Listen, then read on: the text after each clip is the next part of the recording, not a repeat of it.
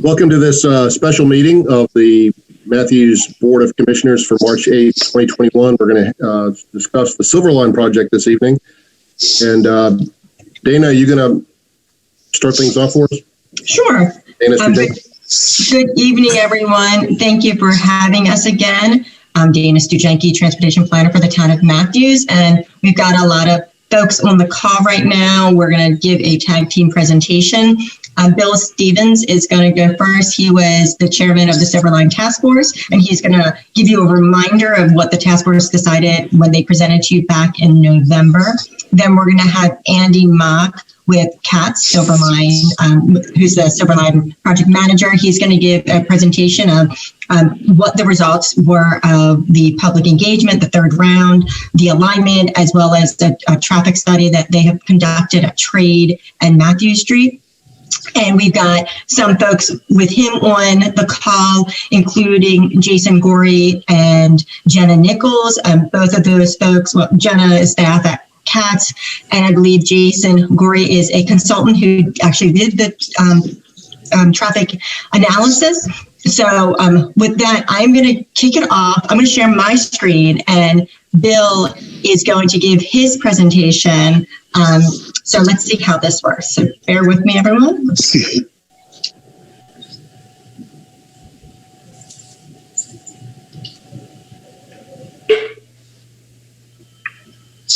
Thank you, Dana. Should I just jump in? I can, yes. So the Silverline Task Force, we met with, I think the initial charter was for 14 people in the community to get together and help advise the town board on the LPA versus the modified LPA, and some potential nitty-gritty details about how we think the Silverline would best serve Matthews. Included, I'm just going to read the first names here. Included in the Silverline Task Force was Jana, Natasha, Terry, myself, Bill Stevens, Chris, Lou, Lynn, Jennifer, Fred, Jim, David, Wyatt, Scott, and Bo. Okay, next slide.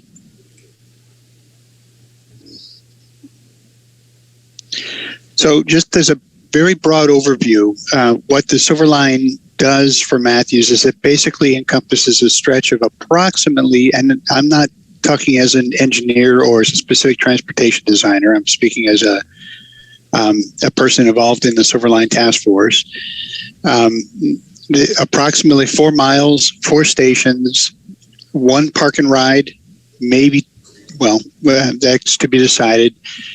And trying to see the last thing here, the Matthews LPA modifications. Back in 2016, as you probably remember, the town board had adopted what they called the locally preferred alternative, or the LPA, and CATS had opened the current LPA to be refined and revisited for really a number of reasons. There were some engineering evaluation considerations, and my screen keeps on getting too big. I apologize here. There were some considerations related to cost for the LPA coming through Matthews, and changes in the quarter. So, you know, lots happened really in Matthews since 2016. And they also were realizing pretty quickly on a quickly evolving basis the lessons from the Blue Line. And we also see there being a lot of other things going on within Matthews looking forward from here. Other land use projects, other coordination with other projects and things. So that's really why we came together, and the CATS, as Andy will help give you a lot more detail. CATS guided us through a number of different details of the Silverline and what it would mean for Matthews. And now we, as a Silverline Task Force, I think tried to digest this and synthesize it for what it meant for Matthews. And it really left a really good I guess, a building block for how to make decisions for what we think the Silver Line will look like in Matthews. Okay, next slide.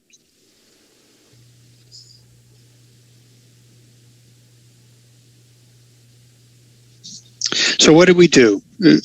We had 10 virtual meetings starting in June and ending in November. We had 2 field trips. We had a Blue Line tour where we, Andy and the CATS leadership team, they actually got a trolley for just us, completely isolated just for us. That's not the right word, but anyway, it was just our crew for a tour of the Silver Line, along with a bunch of CATS staff members and employees, and got to see firsthand, along with talking with the CATS team, what went into building the Blue Line and some of the characteristics of what they saw and what they encountered as they were building out the Blue Line. We also had a downtown walking tour. I understand that the town board did that as well. That highlighted to us, in combination with all of our discussions and with the Blue Line tour, what the options were for Matthews, specifically in the town portion of Matthews, the downtown portion. And there were a couple of surveys that were sent out to the Silver Line Task Force as well. And the types of questions that we tried to vet out among ourselves were, what are the characteristics of a light rail that are valued, and what it would be our preferred alignment. As you can imagine, one of my apprehensions of a task force like this is that if we started with 15 people, that we would end up with 17 different decisions. And so we wanted to try to narrow that and bring it into a focus of what are really the important decision points and what can we agree on, and where do we think we're going to have some additional discussion and potentially some divergence of opinions. Okay, next slide. So the Silver Line highlights through Matthews. This is really what drove our discussion. We had what is on the screen now is my rendition. This is not the engineering rendition or even a CATS rendition. This is my trying to simplify the CATS rendition of the LPA. It starts basically coming into Matthews just at the Galleria, goes along Matthews Township Parkway, and it runs into downtown at the Novant, or right near the Novant campus, and then out to the Sportsplex and over the highway over to CPCC Levine. Okay, next. So this map tries to highlight some of the other options. If we don't do the LPA, what else could we do? This is my rendition of what we call the modified LPA. Starting at the Galleria, would come along Industrial Boulevard and then wrap under 51 down West Matthews Street with a station at Trade. According to this diagram, there'd be a station at Trade in Matthews, and then out along Matthews Mint Hill Road, Old 51 down to the Sportsplex, and then again over the highway into CPCC.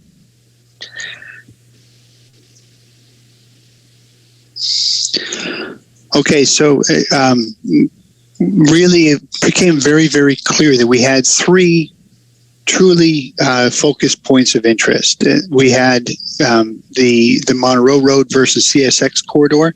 So we had an option. Did we think that it was better to change the LPA to run along the CSX corridor, or should we stick with the Matthews Road alignment?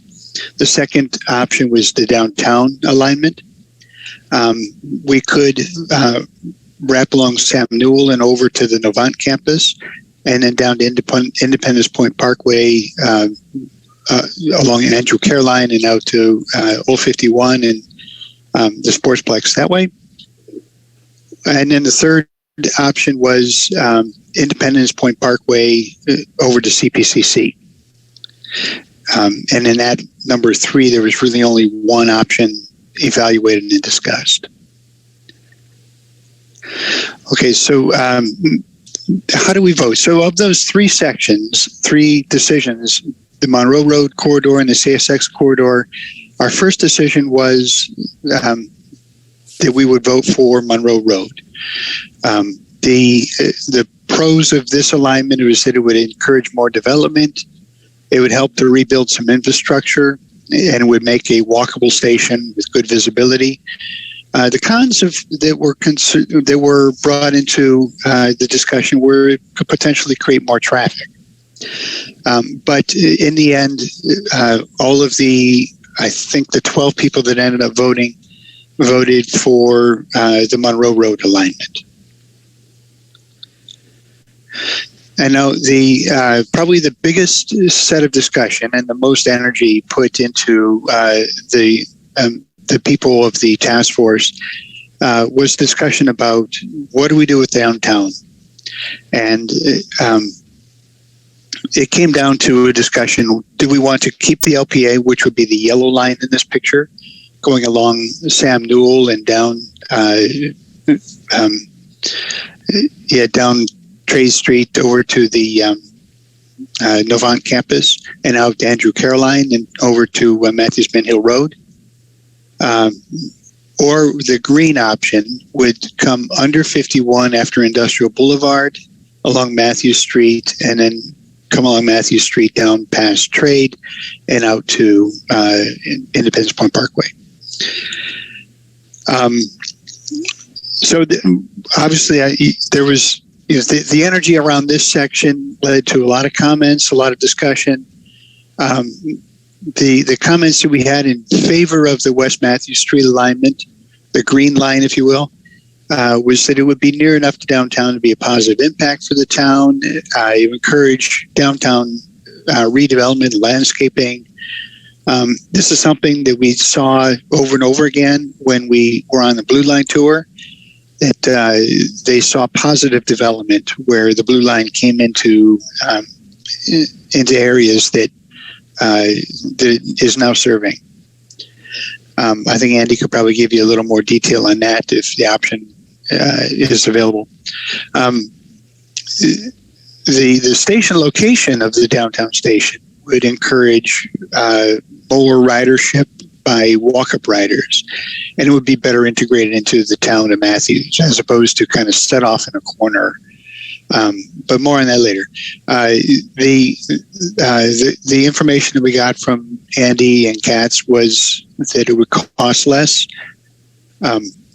And some of the things about the town vision, that it seemed to illustrate a vision that would help make the town more walkable, and it would push automobile traffic more around the downtown area of Matthews as opposed to going through it, just because of the energy and the congestion potentially of the Blue Line in downtown.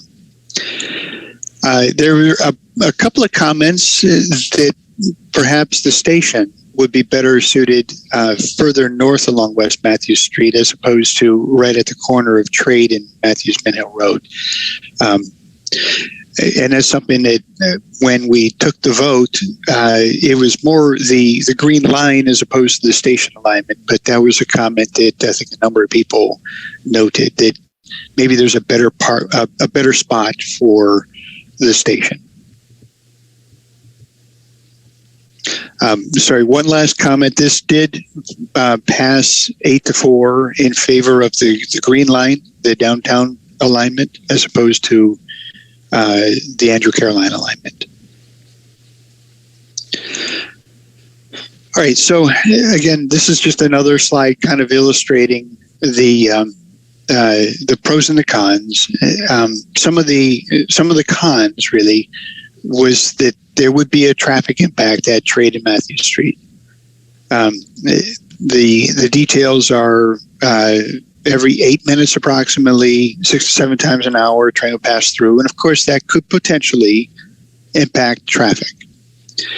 Parking would be impacted. Now, we already know that downtown parking, certain areas is premium, and this would probably impact some parking. There were some comments that it would impact pedestrian pedestrian dynamics. I think that was in reference to crossing over the tracks and specifically where the station would be located. And there was one comment that the town board should consider a bridge over 51 as opposed to tunneling underneath.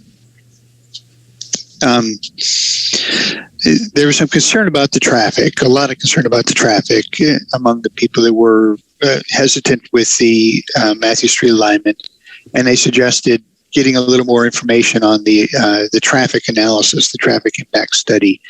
And so if that's a possibility, it'd be good, I think, to understand some of that traffic impact. And then obviously there were members, just based on the vote, you can see the numbers that preferred the Andrew Caroline alignment. Then the comments there were simply that the downtown Matthews area we like it. It's a asset to Matthews, and it's what we like. And this is going to change the dynamics of downtown Matthews.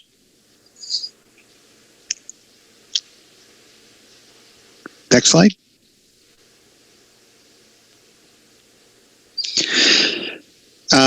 So lastly, we basically evaluated the LPA going along Matthews Bend Hill Road down to Independence Point Parkway through the Sportsplex and out to CPCC.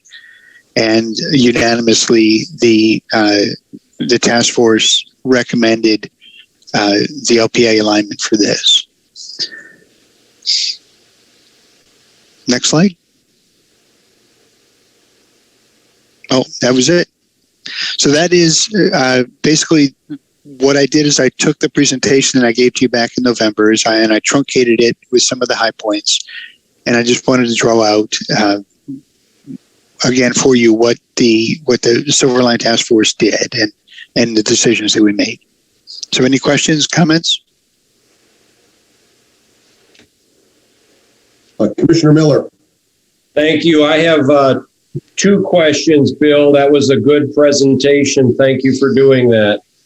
In order of your slides, my first question was on the Monroe Road alignment.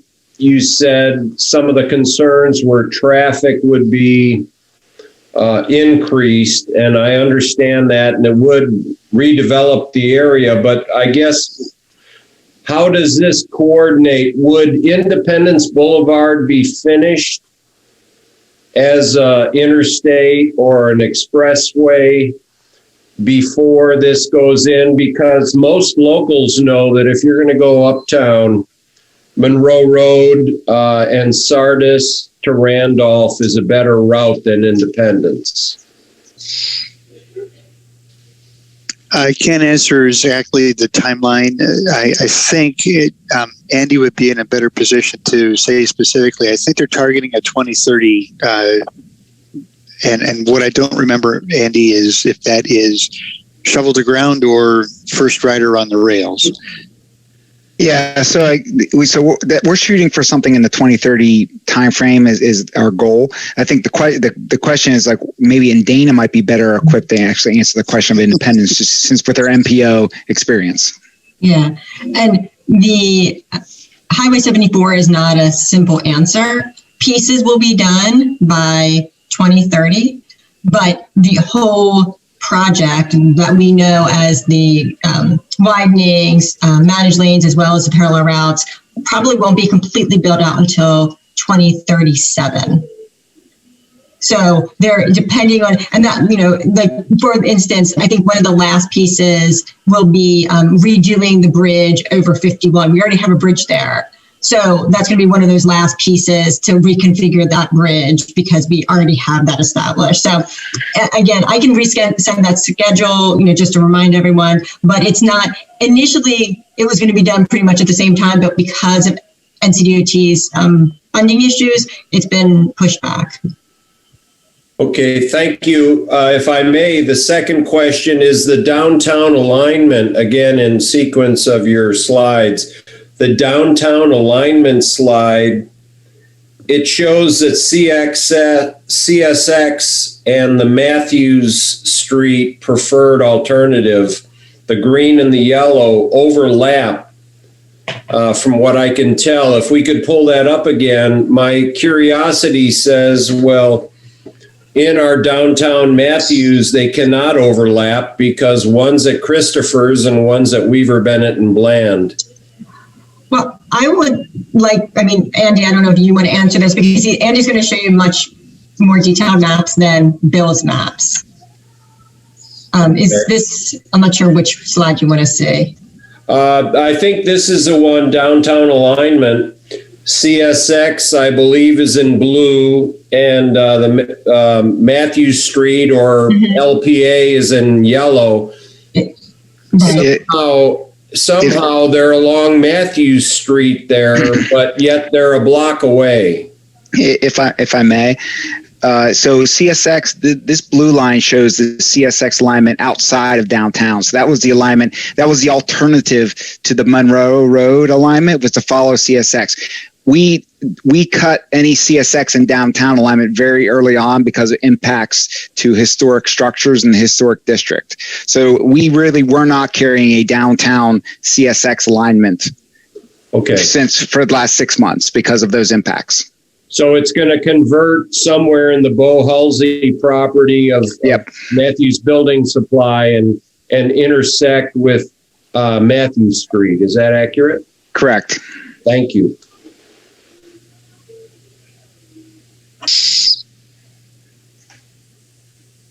Can we take the presentation down so I can see everyone? Oh, absolutely. I got that.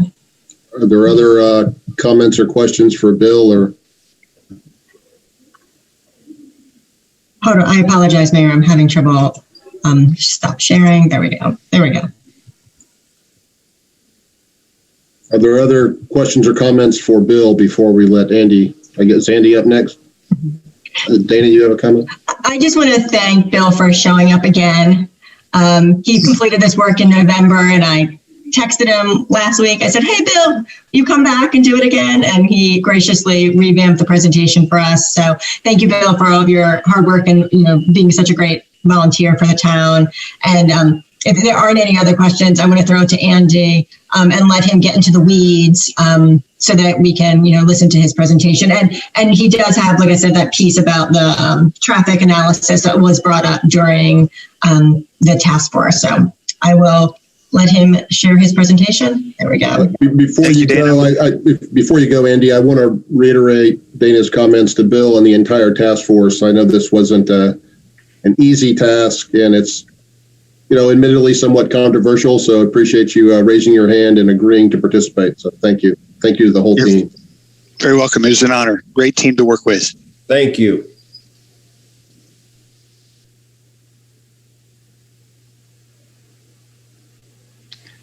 Whenever you're ready, Andy. Thank you, Mayor. I'd like to also note that the task force, and especially the process, I thought it was a really good process. And it really allowed the people who took the time to follow along for those 10 meetings over 4 to 5 months to really, really come together and kind of to put forward the best interests of the town of Matthews as it relates to this huge decision. So I think it was a great process and a great team that was put together. And I appreciate everyone's time. So I'm just going to give a brief overview of the project. I think most of the people know a bit about it, but to talk about kind of where we are, talk a little bit about some of the initial recommendations and some of the work we've been working on, and where we're going from here. So I won't go too deeply into this, but we're at the very early stages of the pre-project development phase. That's really before we enter into the federal funding stream process. We're really trying to really refine the alignment to get down to the details for what project we really want to pursue as we get into design and get into that funding stream, because we really want to protect against late changes. So it's really important for us to do all this coordination and this outreach so that we can feel confident moving forward that we've got a good project and that's something that we want to pursue.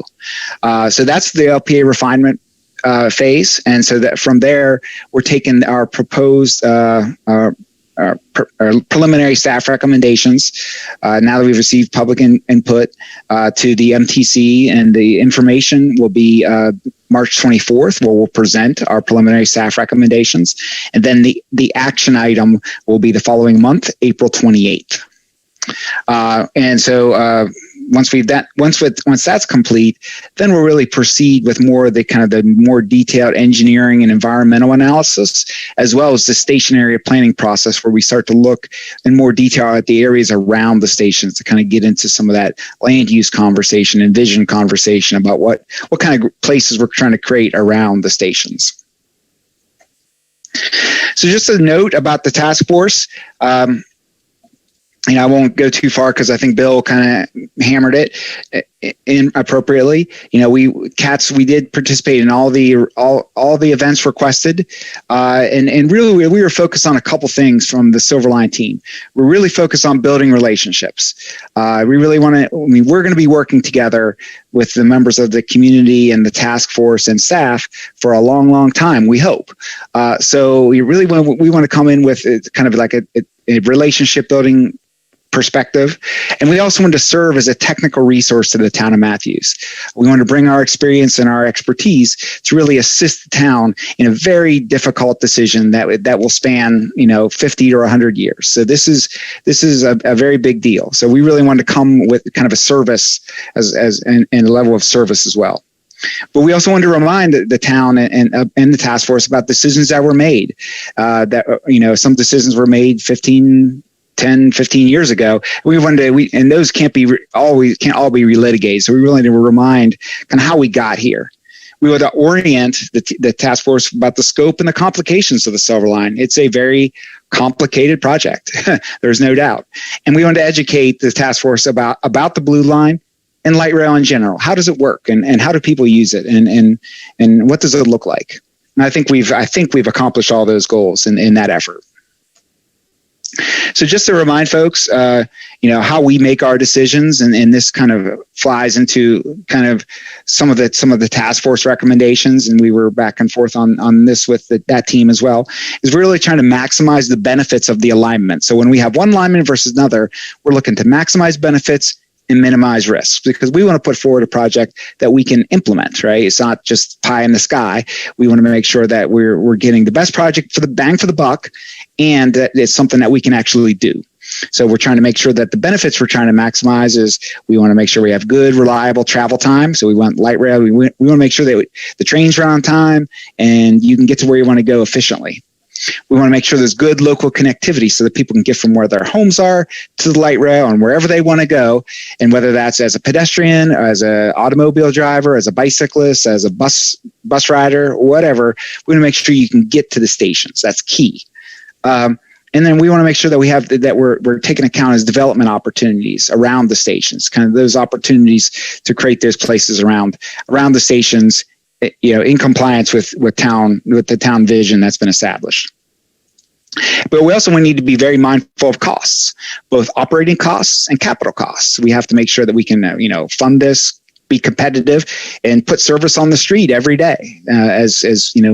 We can't have a very expensive operations.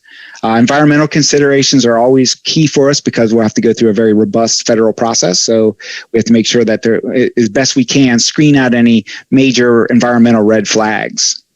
And also to keep an eye with the coordination with others. And really that's more focused on, folks like this CSX and maybe folks who could slow down the project, maybe not intentionally, but with complicated agreements or with complex projects that require a lot of coordination. So we want to be very mindful of that and not tying ourselves into some other project that may never happen. And then, all that's rolled into an general umbrella or a foundation of public engagement. And we really focus hard on public engagement during this last year, especially in a pandemic, really, the amount of engagement and outreach we've done, I think, is really quite remarkable. And so just to kind of get into it, this alignment, what you see here, this map, is our preliminary staff recommendation. This is the whole 26 miles.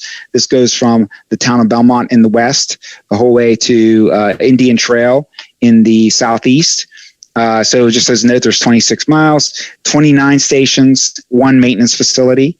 The focus areas, or the colored zones that you see, are really just ways to break up the alignment so that people can kind of focus on an area. So I call them focus areas, and so that we can have kind of general focus conversation with the public in these areas. That's how we broke up. That's how we did all of our public meetings as well. So the town of Matthews is in focus area 5, and it's one of the most complex areas of the entire project, not only because of the town, but because the transition point from Independence to Monroe Road is just very complex and very dynamic. So it's an area of a lot of focus and a lot of input through the public engagement process. So just to kind of get into preliminary staff recommendations, I'm only going to focus on focus area 5, which is mostly the town. And I'll talk a little bit about the map that you see right here. This is the alignment map that we sent out to the public. If you live within a half mile of the alignment, you should have received a paper map of this. It really outlines the preliminary staff recommendation. So just to orient you, the purple line is a preliminary staff recommendation. The gray lines are alignments that we have evaluated but are not recommending at this time.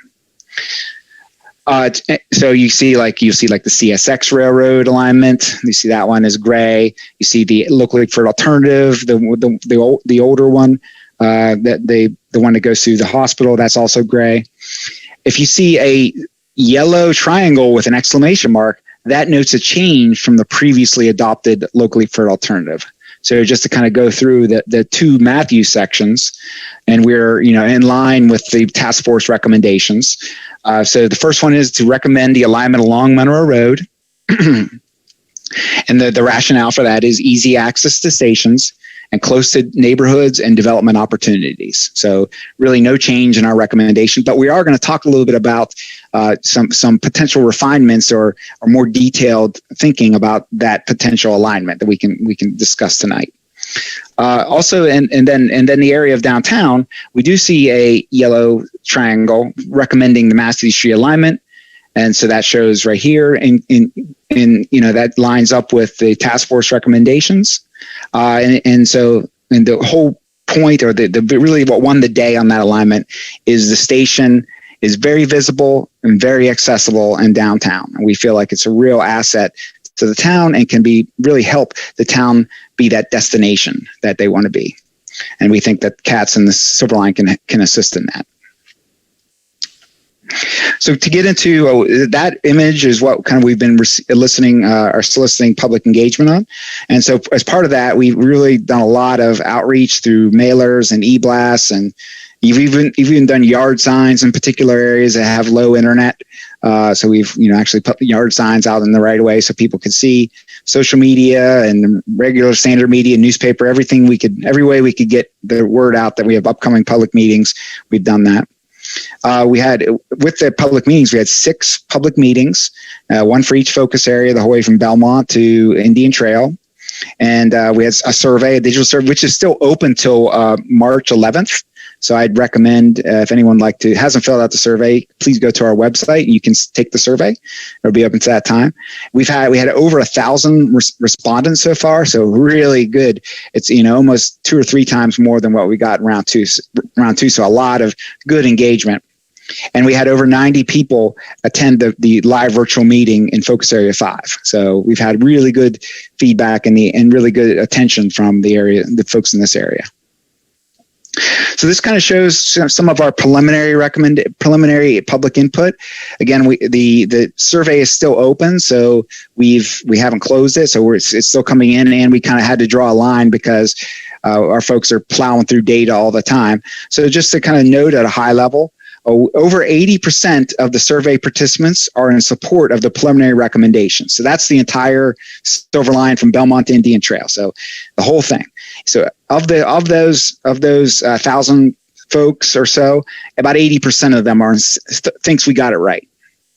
About 10% feel like we didn't get it right as far as that preliminary recommendation. And only about a quarter of that 10% is in focus area 5. And even further than that, there are some very contentious places in the Village Lake area. So I went through the public input data today. I didn't see that much stuff about Matthews. I pulled some things out below that we can kind of talk through. A lot of the negative feedback we received in focus area 5 was in the Village Lake area. And so not a whole lot of direct feedback in the town of Matthews beyond what we saw here from the findings of the review today. But so just as an example of some of the comments we received, a lot of positive, a lot of upbeat about, this would be a terrific option for my commute from Matthews to Center City. We need the Silver Line to help development along Monroe and into Matthews. We're ready to pay some taxes to get this done. Please, let's do this. Which I love that one. So I think the Silver Line project would be great for the downtown Matthews. But I like Matthews Street, but there's also some concerns in here as well. So there is some concern. Avoid going through downtown Matthews, please. And there's one that says, I see downtown Matthews stop. Don't want this to change the character of the downtown. So these are probably the two the two comments that really raised any sort of flags or concerns. For the most part, it was pretty optimistic and pretty positive. There was a comment from somebody who said they were on the task force and thinks we ought to move the station a little bit down the street or something. And I think that's something we can look at as we continue. But that's kind of a snapshot of where we are right now as far as public engagement. In general, I feel like the public feels like they generally support where we are. So just to kind of talk through the two areas and that we're talking about, this map shows the preliminary staff recommendation. This is the inner part. Really doesn't really show, and shows only a little bit of Matthews, but it really tees up the conversation about Monroe Road. And so the purple line, if you can see that, shows the alignment is just kind of a line that just goes down Monroe Road. And that was our preliminary staff recommendation. However, as we've started to get into some of the details of that, we're starting to progress designs.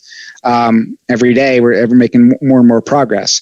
So I think the initial thoughts of how the Silver Line would traverse along Monroe Road was similar to that of North Tryon Street, where the light rail would go down the middle and we'd widen out on both sides. And light rail would be down the middle like North Tryon Street. However, when we started to get into it and lay out what that would actually look like, we started to note that there's quite a bit of property impacts, direct building impacts with the widening, even center widening, which usually shares the widening on both sides. However, in this case, because especially some of the areas between Sardis and McAlpine Creek, some of those buildings are very close to the curb. And so when we widen almost at all, we have some pretty direct business impacts. So those direct business impacts caused us to look at a side running option. What that means is light rail would run kind of down behind the curb and right down basically where the sidewalk is.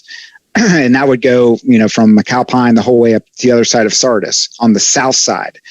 And so here's some thoughts about that is it would eliminate the reconstruction of Monroe Road. So it would certainly diminish the community impact of that. There'll be minimize the traffic and minimize the costs. There'll be much less utility impacts. If you were to look at some of the utilities, especially on this section of Monroe Road, the utilities seem to be lined up more on the north side. So it seems like there's a lot less. It'd be a lot less simple to progress that work and not have much less utility relocation, which is a net good for the community as well. And the property impacts would be limited to one side. So that would be on the south side in this case, in the Charlotte part of Monroe Road. So the relocations required for side running or center running are pretty similar. So there's really not a whole lot of benefit to being center running, because the impacts, one of the reasons to be center running is to spread those impacts out and to minimize those relocations. And that's not what we're seeing here, because some of these buildings are so close to the road. and there's significantly less parcels impacted. So that would be, we're having less acquisitions of any property along the entire alignment, which is a net good thing.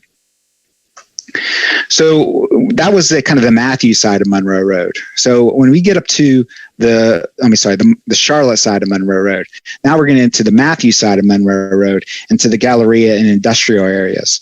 So here we have two stations that we're talking about, one right near Galleria, one near industrial. The town of Matthews line is somewhere near Family Dollar. Here are the cases, the light rail. If with the side running configuration, we would be transitioning from the southern side to the northern side right near Family Dollar. So we would go up and over on a bridge, up and over, and it could be a pretty unique gateway opportunity for the town to come from the south to the north. And then we get back down the grade, meaning the station would be the same elevation as the street, right here near Industrial Drive. This would be an opportunity for some development opportunity. There'd be opportunity for a parking garage at this location as well. So it facilitates a very visible, well accessible station right on Monroe Road, right near Industrial Drive. And that after the station, then we would then go through this area and then bridge up and over CSX and into the downtown.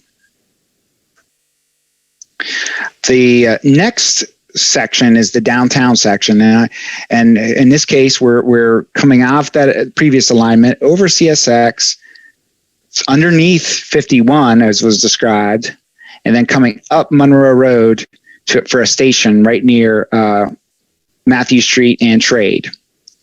Now and then, so that's the kind of what we've been talking about as a highly accessible and visible station. We got some of those visualizations from the fall that I'll show up in a minute. From there, we could then follow Matthew Street on the side, similar to that of Monroe Road, and then transition to Independence Point Parkway through the ENT, and then out here across 485 onto CPCC. These are some of the slides that we did for the fall as part of the task force process. We pushed forward some visualizations just so the task force could understand a little bit better what we're talking about, so we're not staring at engineering lines. So this would be this image shows Matthew Street Station looking toward Matthew Station Drive. So here's Matthew Station Drive here. This would be the side running light rail alignment with a station right near Christopher's, and then crossing at grade at Trade Street, then down Matthew Street and through the lumber yard and under 51. Here's a little more zoomed in version of what this could look like. This would be Matthew Street right beside us, and here would be the station right next to Christopher's, and then with the crossing right there. So before I go into the next area, so maybe a pause for a moment, see if there was any comment or questions from the kind of the public engagement part of it and the scoping part of it, through the preliminary staff recommendations, before I get into the traffic analysis. Commissioner Miller, you're muted. You're muted, Jeff.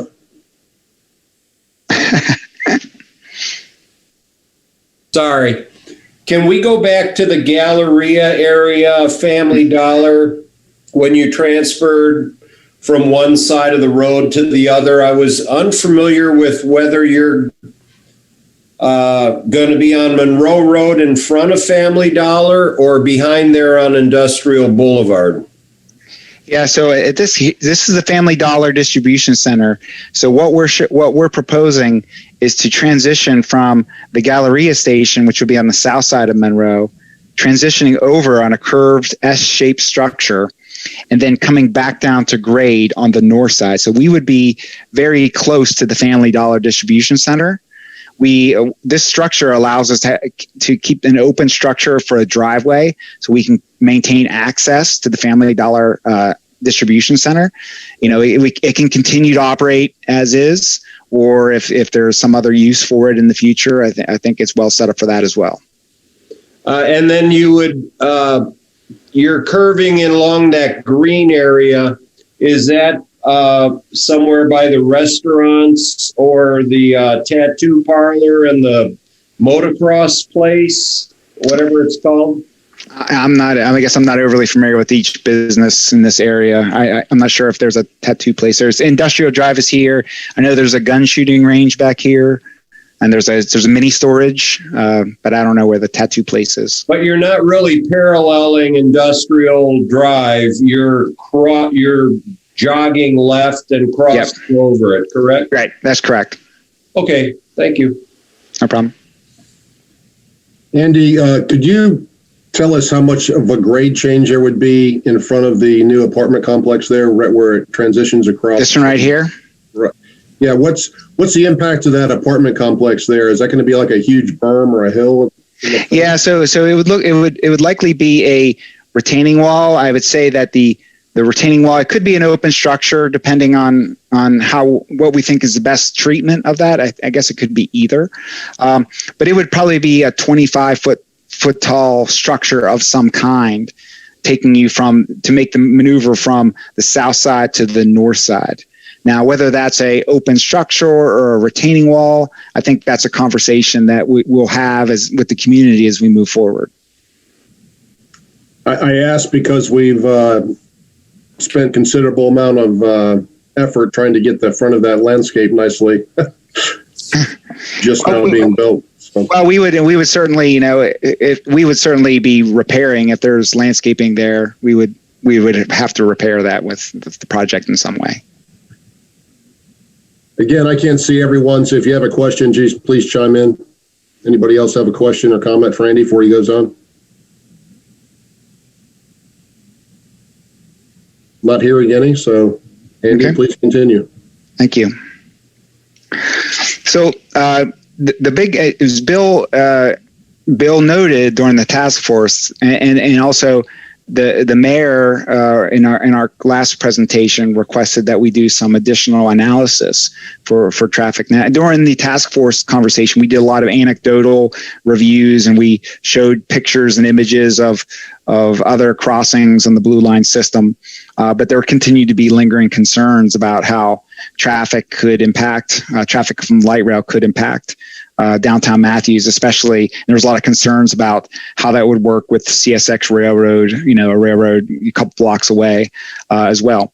So we, at the request of the town and the mayor, we advanced some traffic analysis to hopefully address some of those concerns. So we performed Transmodeler. Transmodeler is a traffic simulation software. It is very robust. And so we performed that earlier than expected to try to assuage some of the concerns, to kind of talk about some of the downtown Matthews intersections. And they're mostly the intersections along Trade Street. We modeled all the accurate light rail crossings at Trade. We included CSX railroad operations during the peak hours. That would be in the afternoon and the morning. And so we met with town staff about these assumptions before we did the analysis to make sure that we understood the concerns of the town and before we did the analysis. Some of our key takeaways that we found: at-grade light rail crossing at Trade Street at Matthew Street can be accommodated while maintaining acceptable traffic operations. So we feel like that the light rail impact of the light rail itself does not negatively impact traffic, and there is a little bit of an impact, but we feel like it's manageable, and traffic is able to recover from queues associated with light rail train operations. In mitigation, and if there are some findings, because this is not the only time we're going to do the traffic analysis. As we go forward into the environmental work, we're going to do a lot more robust traffic analysis as this thing continues. We really just wanted to kind of do a fatal flaw analysis to see if we have this right, or is there something that we're not seeing. So we wanted to do a fatal flaw to see if there was any sort of major traffic impact by incorporating light rail into this crossing. And so our finding from our memo provided by our engineering team finds that we don't feel like there's any fatal flaw at this point, but it still will be progressed and refined as we get into the detailed environmental and traffic analysis work.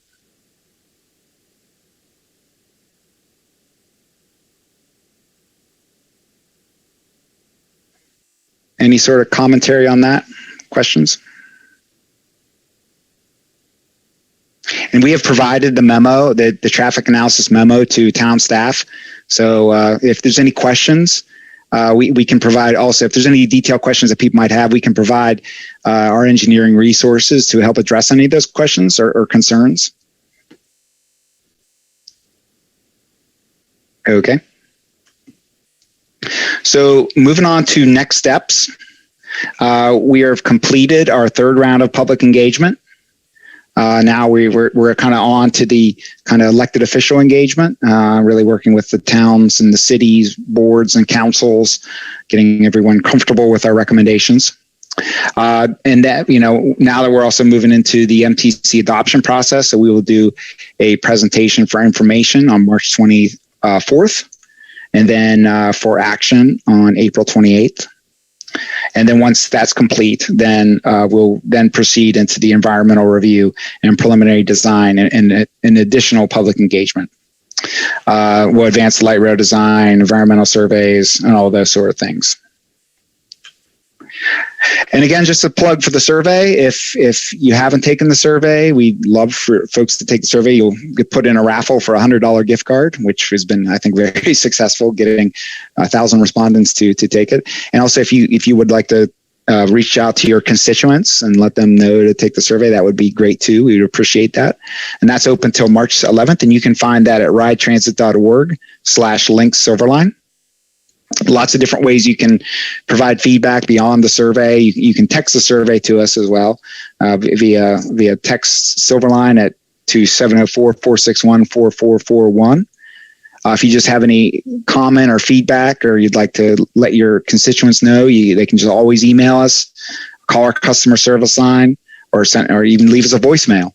And you can always send us an plain old letter, and we still take those as well.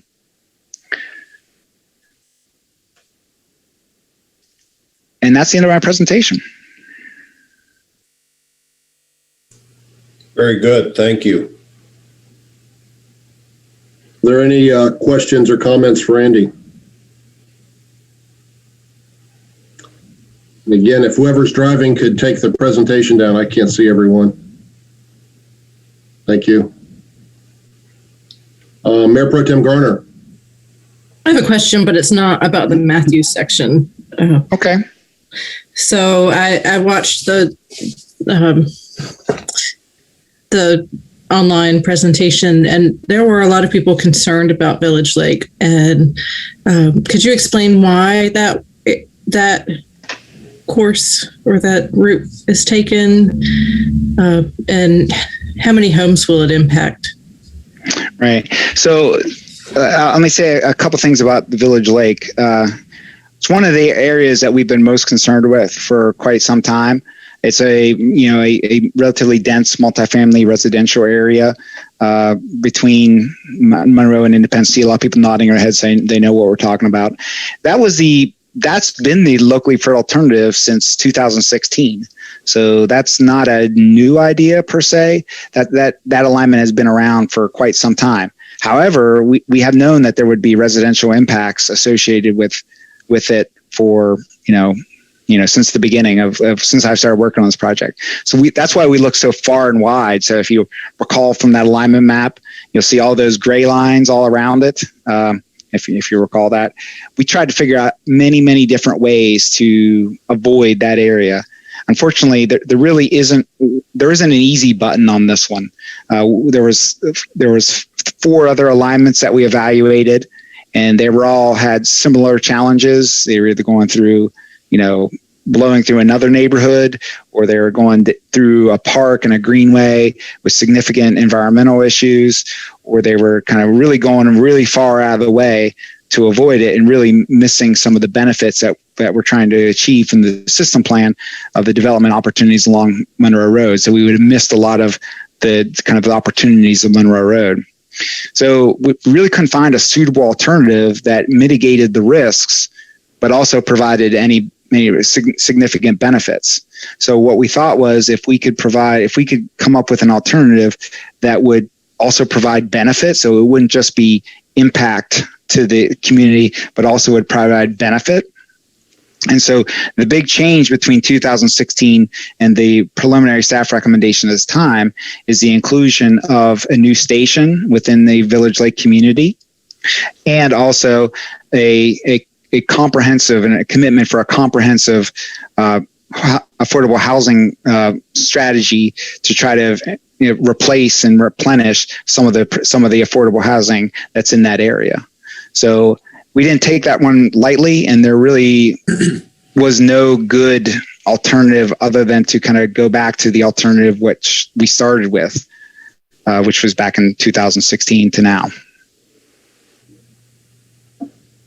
Yes, Thank you. I think that expanded a lot on what I heard in the presentation, and I hope that people in the future can know that bulk of the information so they can feel better about, instead of it just taking out houses, there are methods in place to kind of ease the burden.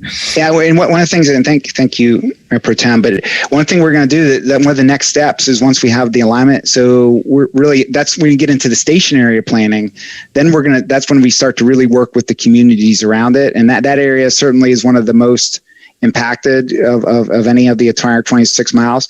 But our station area team is kind of focused on coming up with plans and policies and procedures to try to mitigate that as much as possible. Commissioner Miller. Thank you. Renee, I have a question for you. Village Lake, as an example, is solid duplexes and a couple lakes, and that might be a challenge with the runoff of water, as well as apartments and condos. My impression is that would be a benefit on a transit-oriented corridor. What do you see as a detriment? What did I miss that would be a negative in that area? I thought it would benefit the people. It will displace a lot of people who need more affordable housing than what the Charlotte market currently has to offer. And I think as a bigger community, the burden isn't just on Charlotte to replace those homes, but is also on Matthew's shoulders. So, I want to make sure that there are sensitivities in place to the people who live there. And Mr. Mock, how many of the duplexes or townhomes and condos will be displaced? Yeah, it's really hard for us to say specifically right now, just because, the alignment is being tweaked every day. So we're trying to make it as small as slight of a footprint as we can and get through there. It's just really difficult for me to say with any sort of level of specificity what that might be.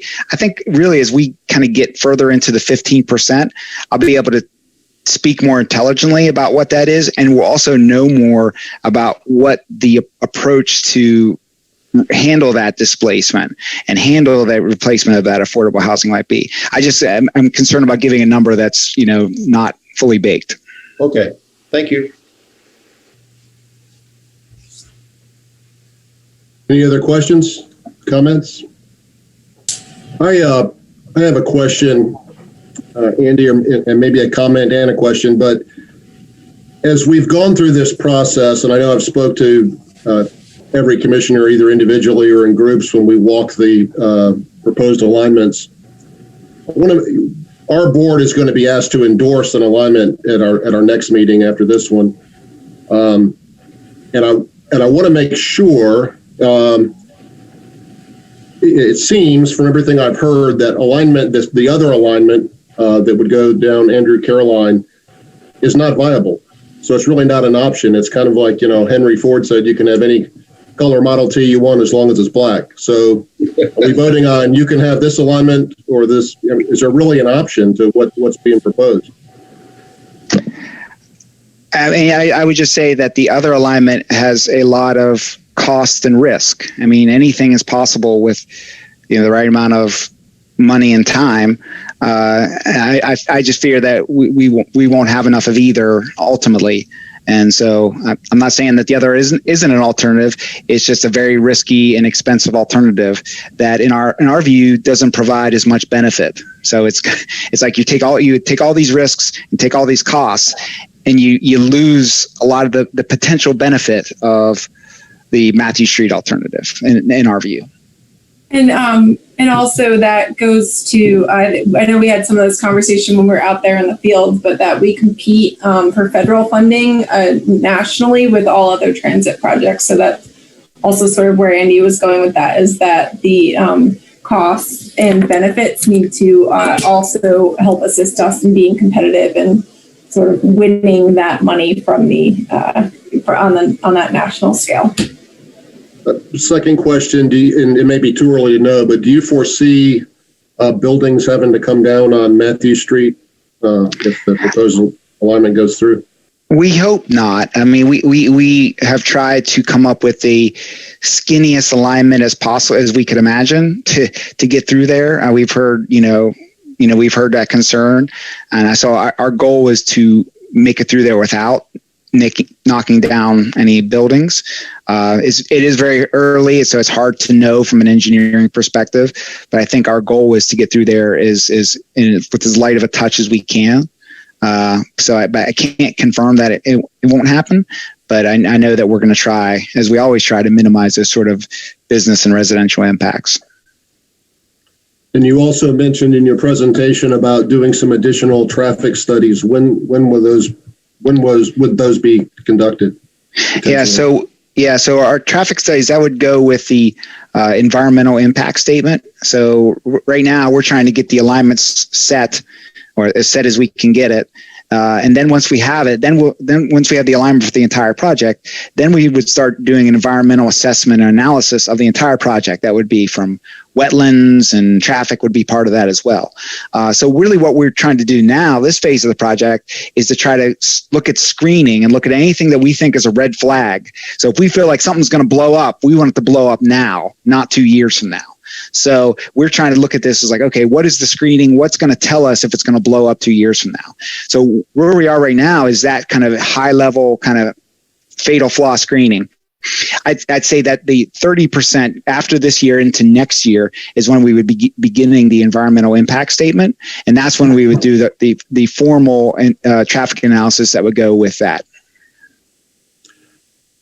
Yeah, so I had the benefit of having a review of the traffic impact analysis with Dana and Susan. And I see where, basically it said that the impact will not be that great or would be minimal, but that really seems counterintuitive when you have 7 or 8 trains going through downtown Matthews every hour.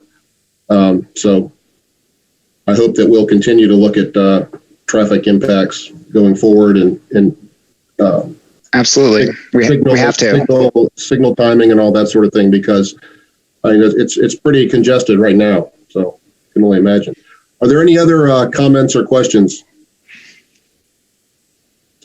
Not seeing any. Dana, you want to wrap up?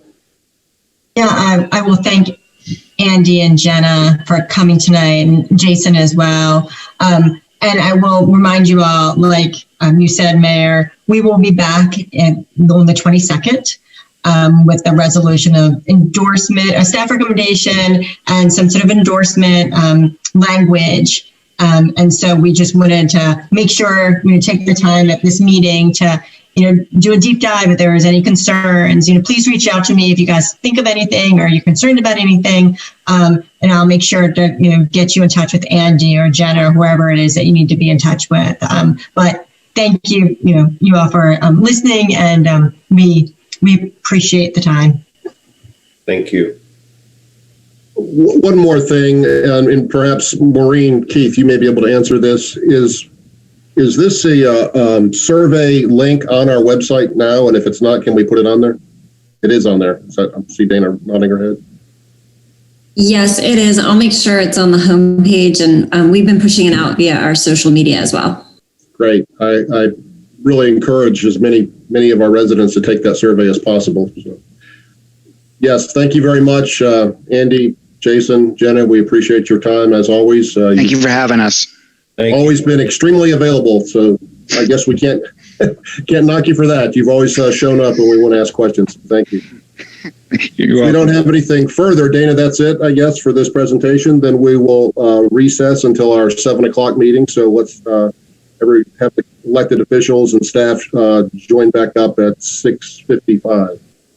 Are we back on the same link? Is this the same link, Mayor? It is the same link. Same link. Okay. I had asked my boss, Lori, and she confirmed. All right. Thank y'all. See you guys in a bit. So can we just stay on this, Lori?